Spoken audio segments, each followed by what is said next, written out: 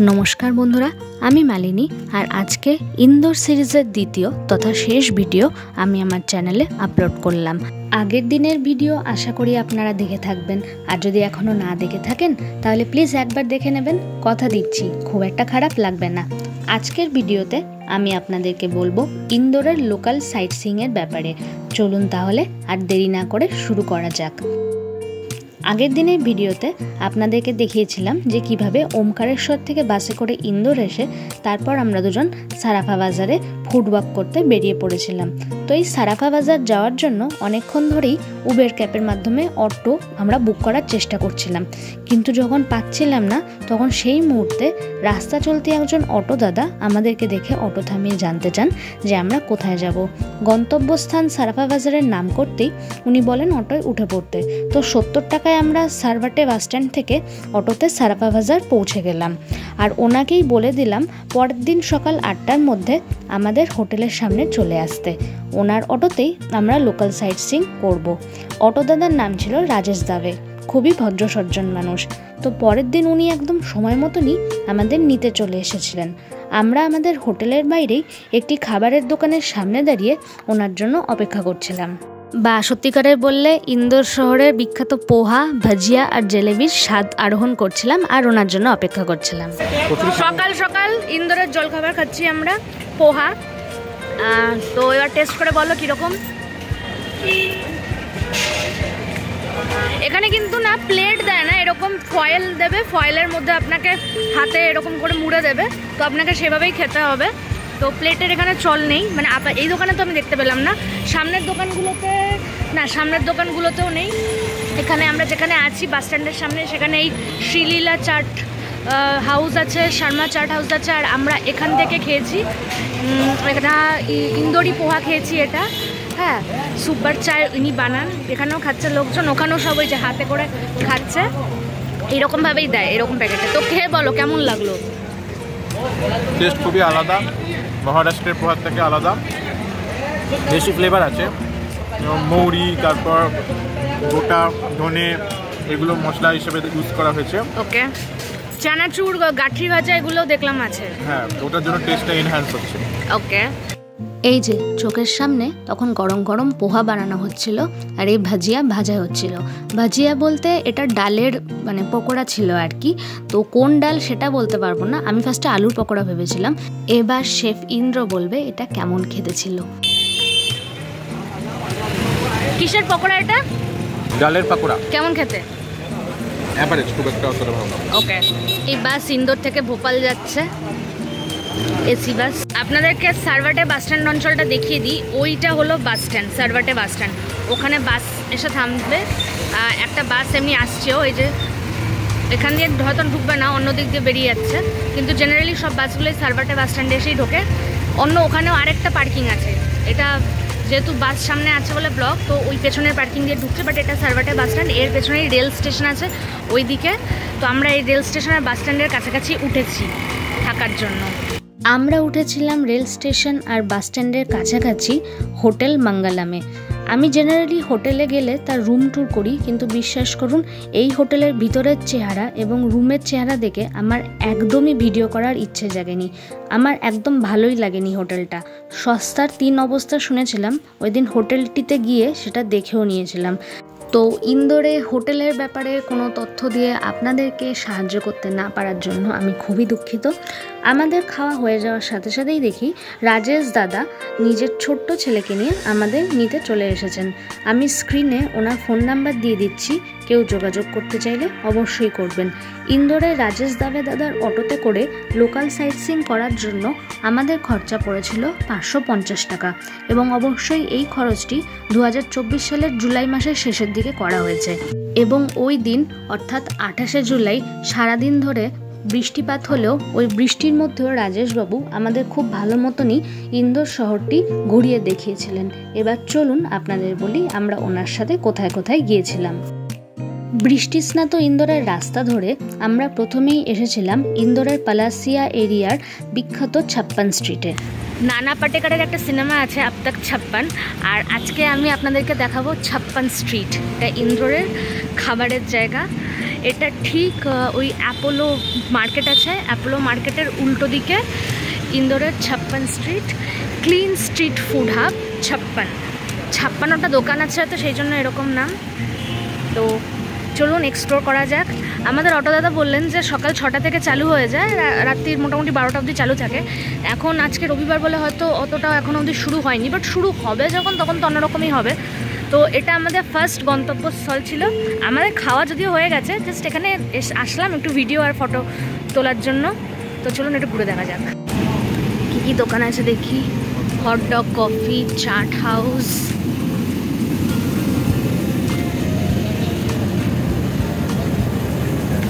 Washroom এদিকে আছে।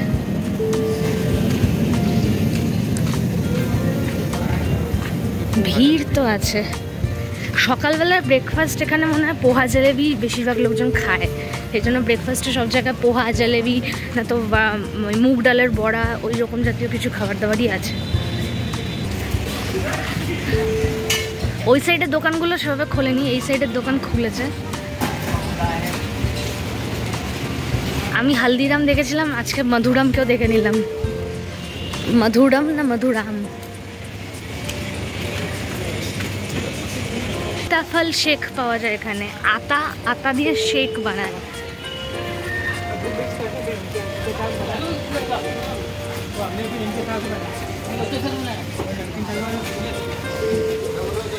এই যে এই দোকানটা হলো ওই বাহুবলী থালি পাওয়া যায় এখানে, লেখাও আছে ইন্ডিয়াস বিগেস্ট বাহুবলী থালি। আর এখানে পাশে বাহুবলীর ছবি দেওয়া, এত কিছু খেতে দেবে। ডিটেলস আমি দেখাচ্ছি। এখানে লেখা আছে কমপ্লিট যদি করতে পারি তাহলে উইন ₹1,11,000, মানে হ্যাঁ 1,11,111 টাকা কমপ্লিট করতে পারলে। পারবে কমপ্লিট করতে? কজন মিলে আসলেও একজন অসম্ভব ব্যাপার। এখানে চায়ের দোকানও আছে, তার নাম টিলজি। ওয়াও, আমি বায়োলজি পড়েছি আর টিলজি দেখলাম। তো শহরটা হচ্ছে নতুন শহর, পুরো প্ল্যান করে তৈরি, স্মার্ট সিটি, প্ল্যান সিটি। তো ওই জন্য ওরা কোথায় কি বানাবে, কোথায় মল, কোথায় এরকম দোকান থাকবে, লোকজন এসে খেতে পারবে, এই সব কিছু প্রি প্ল্যান এবং ভেবেচিন্তেই বানানো, যাতে মানুষ ভালোভাবে ইউজ করতে পারে। এবং শহরটা ওই জন্য আরও ফেমাস। তো এক্সপার্ট মিস্টার ইন্দ্রজিৎ চক্রবর্তীর বক্তব্য আমরা শুনলাম। এরপর 56 স্ট্রিট আমাদের দেখা হয়ে গেলে আমরা চলে আসলাম খাজরানা গণেশ মন্দিরে। কিন্তু তারও আগে আমরা গেলাম এখানকার স্থানীয় মা কালীর মন্দিরে। খাজরানা গণেশ টেম্পল যাওয়ার আগে আমরা এসেছি এখানে কালী মাতা মন্দির দর্শন করতে। এই যে দাঁড়ান, সামনে গিয়ে দেখাচ্ছি।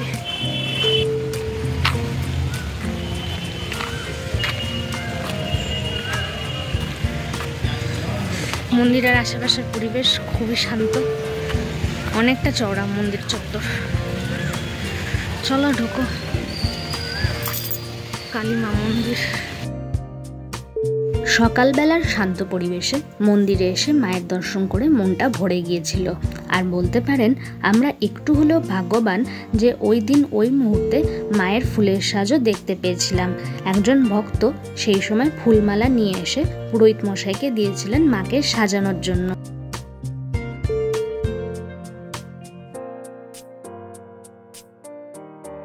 মন্দিরের ভেতরে আরেকটি ছোট কালী মন্দিরও দেখলাম এবং আরেকটি শিব মন্দিরও চোখে পড়ল। শ্রাবণ মাস চলছিল, তাই মন্দিরে লোকজন পুজো দিতেও আসছিলেন। কালী মন্দির দর্শন হয়ে গেলে এরপর আমরা চলে আসলাম খাজরানা গণেশ মন্দিরে।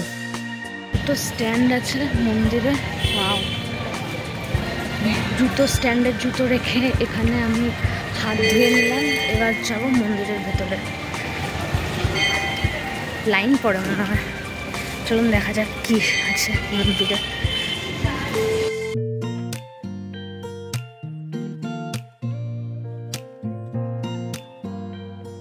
ইন্দোর এবং তার নিকটবর্তী শহরগুলির মানুষজনের কাছে এই খাজরানা গণেশ মন্দির কোনো তীর্থস্থানের থেকে কম নয়।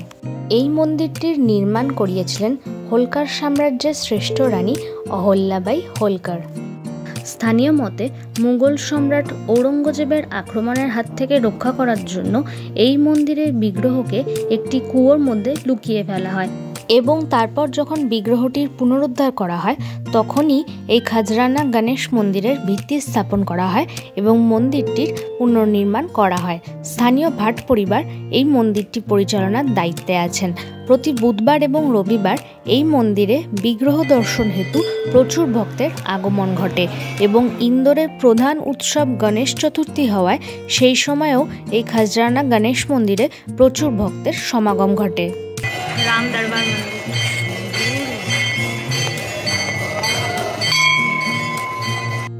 গণেশ মন্দির ছাড়াও ওই মন্দির প্রাঙ্গণে আরো অনেক ছোটখাটো মন্দির আছে। ইনি মা নর্মদা মাতা।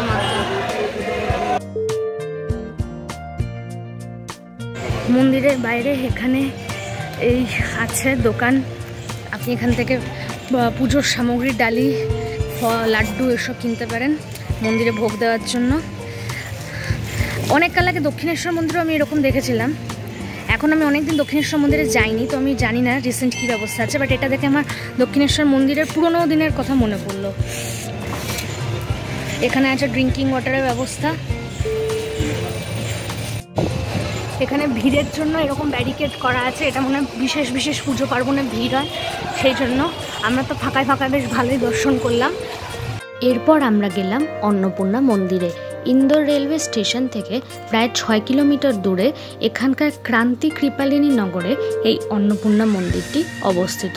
সম্পূর্ণ সাদা মার্বেল পাথরের ওপর অপূর্ব কারুশৈলী করে বানানো এই মন্দিরটিকে দেখে মনে হতেই পারে যে এর বয়স বেশি দিন হয়তো নয়, নতুন বানানো হয়েছে, কিন্তু আদপে তা একদমই নয়।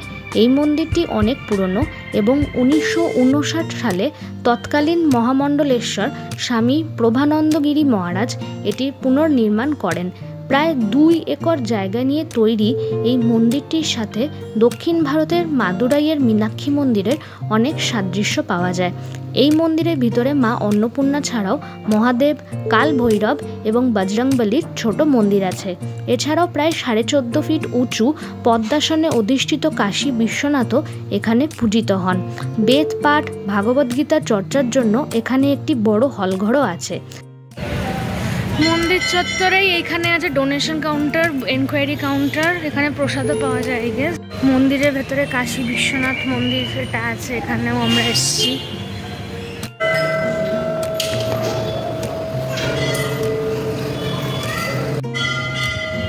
একটা বেদ মন্দির আছে অন্নপূর্ণা মন্দিরের ঠিক পাশে, এখানে এসেছি। সব মন্দিরেই তখন শ্রাবণ মাসের পুজো চলছিল। আরেকটা জিনিস বলতে ভুলে গেছি, এই মন্দিরটি প্রতিদিন সকাল 5টা থেকে বেলা 12টা এবং বেলা 2টো থেকে রাত 10টা অবধি খোলা থাকে এবং এই মন্দিরের কোনো প্রবেশ মূল্য নেই। আর অন্নপূর্ণা মন্দিরের মূল বিগ্রহের ফটো বা ভিডিও তোলা নিষিদ্ধ। অন্নপূর্ণা মন্দির দেখা হয়ে গেলে এরপর আমরা গেলাম লালবাগ প্যালেসে। আমরা এখন এসেছি লালবাগ প্যালেসে। এই হলো লালবাগ প্যালেসের পেছন দিককার অংশ, বা সামনের দিকেও হতে পারে, আমি ঠিক জানি না। ওই দিকেও আছে, গিয়ে দেখবো কি আছে। বাট টিকিট কাউন্টার এইদিকে, টিকিট কাটতে গেছেন ইন্দ্রজিৎ, তো আসুক টিকিট কেটে, ততক্ষণ আমরা অন্য জায়গায় একটু ঘুরে নিচ্ছি। ইন্দোরের ইন্দিরা গান্ধী নগরে রেভিনিউ কলোনিতে অবস্থিত এই লালবাগ প্যালেসটি 1886 সালে প্রায় 76 একর জমির ওপর তৈরি করেন দ্বিতীয় তুকাজিরাও হোলকার। পরে ওনার ছেলে শিবাজিরাও হোলকার এবং তারও পরে ওনার পৌত্র তৃতীয় তুকাজিরাও হোলকার এই প্যালেসটির পরিধি আরও বিস্তার করেন। প্যালেসের প্রবেশ মূল্য ভারতীয়দের ক্ষেত্রে 20 টাকা জনপ্রতি।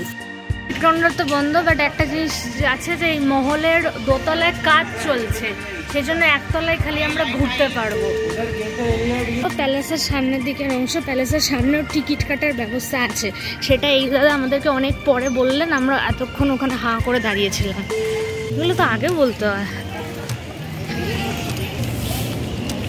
পুরোটা জুড়ে প্যালেস, কিন্তু এখন প্যালেসের দোতলায় কাজ চলছে, রিপেয়ারিং হচ্ছে, সেজন্য দোতলায় যাওয়া যাবে না, বাট একতলায় আমরা ঘুরতে পারি। আর আমরা সেজন্য একতলায় যাব, ওখানে টিকিট কাউন্টার নতুন হয়েছে, তো বোকামো করে আমরা এতক্ষণ ওইদিকে দাঁড়িয়েছিলাম, এখন সব ঝাঁকে ঝাঁকে আসছে টিকিট কাটতে, অনেকেই দাঁড়িয়েছিল আমাদের মতো। তো চলুন যাওয়া যাক। হোলকার ডাইনাস্টির এই প্যালেস, কিন্তু ভেতরে তো কারেন্ট অফ, সেই জন্য কতটা কি দেখাতে পারবো জানি না। অনেক মানে ফিলান্থ্রপিক কাজকর্ম ইনি করেছিলেন, আহল্যাবাই হোলকার। ইনি 1725 সালে জন্মেছিলেন 31শে মে। খান্ডেরাও হোলকার, সুবেদার মালহার রাও হোলকারের ছেলেকে ইনি বিয়ে করেছিলেন। আর after the death of her son Male Rao, Ahilyabai herself assumed the powers of the head of the state and appointed Tukoji Rao Holkar one as the coordinator of her army. ইনি সেনাপতি ছিলেন আহল্যাবাই হোলকারের।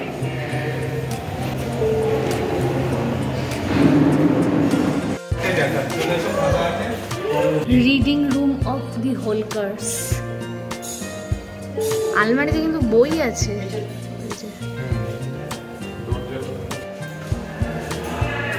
দরজা, এটা একটা জায়গা ঢোকার। দরজার উপরেও ভালো কারুকার্য আছে। কনজারভেশন অফ অ্যাসেম্বলি হল। 1978 সাল অবধি এই প্যালেসের নির্মাতা দ্বিতীয় তুকাজিরাও হোলকারের উত্তরাধিকারীরা এই প্যালেসেই থাকতেন এবং পরে 1987 সালে মধ্যপ্রদেশ সরকার থেকে প্যালেসটিকে ক্রয় করা হয়। বর্তমানে এটি একটি মিউজিয়ামে পরিবর্তিত হয়েছে। এই প্যালেসে আসলে আপনারা তুকাজিরাও হোলকারের সাম্রাজ্যের জীবনযাত্রা কীরকম ছিল তার একটা আভাস পাবেন। এছাড়াও 2019 সালে মুক্তি পাওয়া আলিয়া ভাট বরুণ ধাওয়ানের সিনেমা কলঙ্কের কিছু অংশের শুটিং এই প্যালেসে করা হয়েছিল। তো ব্যাপক ভাই, দেয়ালে পুরো মার্বেল বসানো।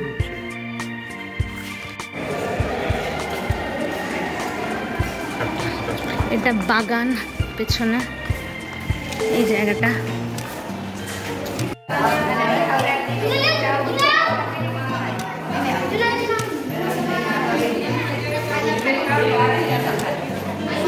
এটাতে খাবার যেত। আর এইটি হলো হোলকার্সদের হল রুম।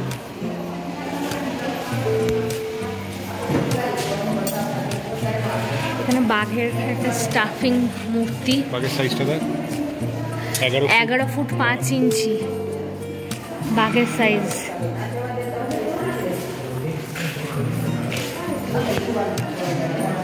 এটা বলরুম হোলকারদের। এটাও একটা রুম টাইপের, এটাও বলরুমের খাবার ঘর I guess. Ladies Indian dining hall. এটা হলো এইদিকে, মেয়েদের খাবার জায়গা আলাদা, ছেলেদের খাবার জায়গা আলাদা। আপনারা হয়তো ভাববেন অন্ধকারে কেন ভিডিও করছি, পাওয়ার কাট। আমরা এসেছি এই সময়, এখন 30 মিনিটের ওপর পাওয়ার কাট। এটা পুরুষদের ডাইনিং হল। এই যে এই ঘরটা পুরুষদের খাবার ঘর ছিল।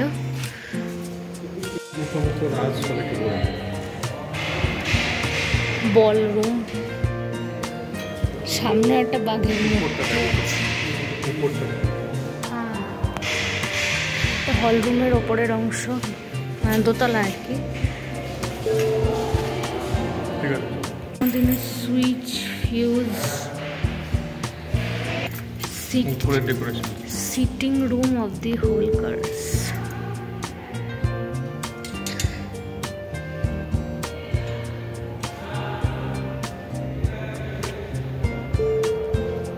আর এটা হলো ক্রাউন হল অফ দি হোলকার্স। এখানে রাজসভা বসতো, ওইটা রাজার সিংহাসন। সোফাগুলো, ক্রাউন হল। এখন ওয়ার্ক ইন প্রোগ্রেস, তাই দোতলায় ওঠার রাস্তা বন্ধ, নয়তো আমরা যেতাম। 40 সিটার ব্যাঙ্কুয়েট হল, 40 সিটার ব্যাঙ্কুয়েট হল। এখানে খাবার দাবার হতো। ব্যাঙ্কুয়েট হলের পেছনে ওখানে বলরুম আছে, বলরুমে ভিডিও করেছি, তারপর এটা করলাম ব্যাঙ্কুয়েট হলে। হোলকার্সদের প্যালেস। একটা জিনিস বলবো, লালবাগ প্যালেস অ্যাকচুয়ালি লাল নয়, চিটিং করতা है तू, চিটিং করতা है। গভর্নমেন্টের দ্বারা ম্যানেজ করা এটা হচ্ছে প্যালেস, লালবাগ প্যালেস, যেটা অ্যাকচুয়ালি লাল না। আর তার মেনটেনেন্সের দশা দেখুন, ওপরে 4টে কাঁচ ভাঙা, 3টে কাঁচ আছে, ভেতরে কারেন্ট নেই, একটা ব্যাকআপ জেনারেটরও রাখতে পারে না। क्या প্যালেস মেনটেন करेगा रे तू? You are looking so frustrated. আবার এর জন্য 20 টাকা পার পার্সন করেও নেয়। একটা দুটো মরা বাঘ সাজিয়ে রেখেছে ভেতরে, ওইটারও আবার বডির পার্টস খুলে পড়ে আছে, একদম পা দিয়ে সরাতে সরাতে ঢুকালো দেখলাম। এই হতাশাটা একদম সত্যিকারের হতাশা, নো ফিল্টার, কোনো ফিল্টার নেই। অন্ধকারের মধ্যে কি দেখা যায়, ওই বাইরে থেকে যা আলো আসে তাতে যতটুকু যা দেখার সেইটুকু দেখে আমরা এক বুক হতাশা নিয়ে তারপর চললাম আমাদের পরের গন্তব্য কাঁচ মন্দিরে। এখন আমরা এসেছি কাঁচ মন্দিরে, কাঁচ টেম্পল।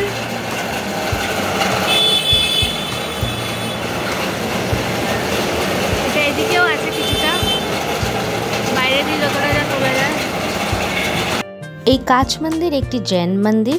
এই মন্দিরটি রোজ সকাল 10টা থেকে বিকেল 5টা অবধি খোলা থাকে। মন্দিরের ভেতরে ফটোগ্রাফি এবং ভিডিওগ্রাফি কঠোরভাবে নিষিদ্ধ। রাজওয়াড়া প্যালেস বাইরে থেকে, কিন্তু এটাকে এখন বলা হয় মালহারি মার্তান্ড মন্দির। ভেতরে একটা মন্দির আছে শিবজির, আর এটাকে হোলকার ডাইনেস্টি গ্যালারিও এখন বলে। আর ফলকে লেখা মার্তান্ড মন্দির জুনা রাজওয়াড়া। এখন আমরা এসেছি রাজওয়াড়া প্যালেস দেখতে, তো চলুন ঢোকা যাক। বৃষ্টি পড়ছে, রাজওয়াড়া প্যালেস এখন বৃষ্টি হল। জুতো খুলে ঢুকতে হয়, শু স্ট্যান্ড এখানে। ঢুকতেই মহাদেবের মন্দির।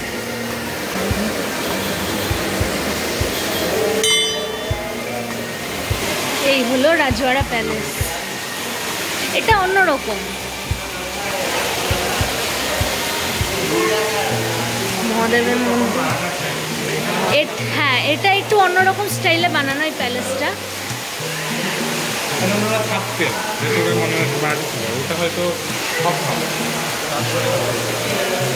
এটা শ্রী আহল্যাবাই হোলকার মায়ের মানে পরিবার, মাইকা, বাপের বাড়ির অংশ।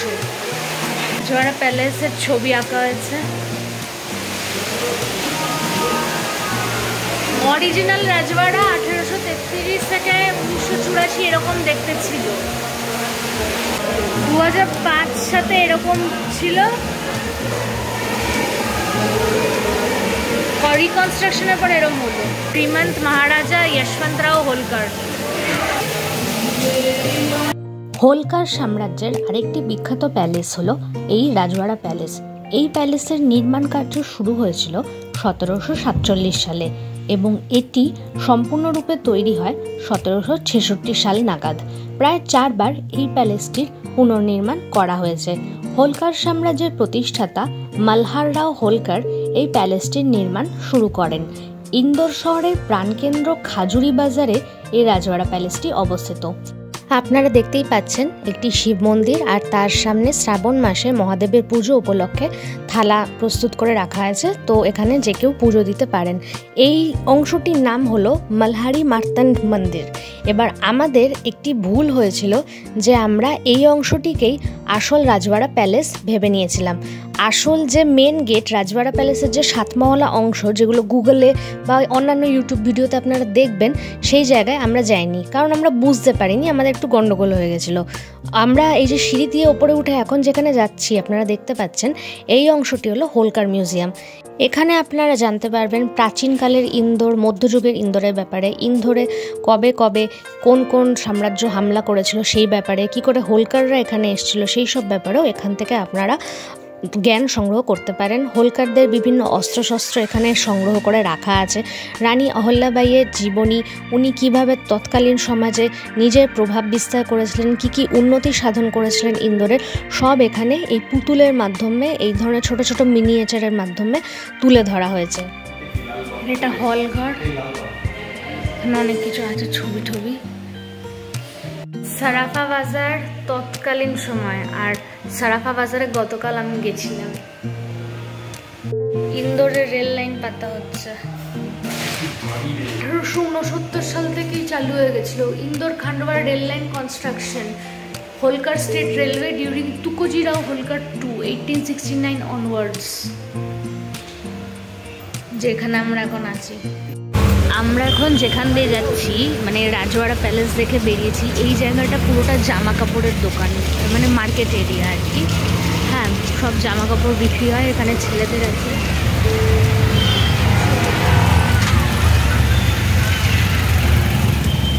তো মোটামুটি দুপুরের মধ্যেই আমাদের লোকাল সাইট সিইং করা কমপ্লিট হয়ে গেছিলো। আমাদের অটো দাদা রাজেশ দাদা আমাদেরকে একটি শপিং মলের সামনে নামিয়ে দিলেন।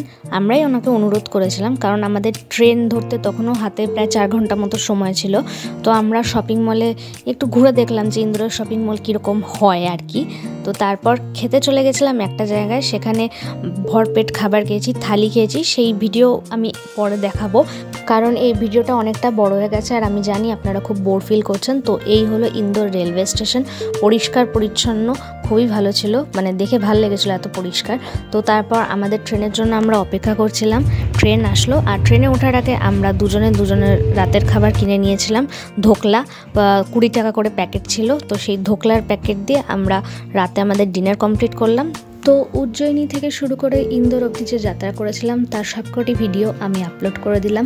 আপনাদের যদি ভিডিওগুলি ভালো লেগে থাকে তাহলে অবশ্যই জানাবেন। কোনো প্রশ্ন থাকলে কমেন্ট বক্সে জানাবেন, আমি সবাইকে উত্তর দেওয়ার যথাসাধ্য চেষ্টা করব। পরবর্তী আরেকটি নতুন ভিডিও নিয়ে আমি খুব তাড়াতাড়ি চলে আসছি। ততক্ষণ সবাই খুব ভালো থাকবেন, সুস্থ থাকবেন, টাটা।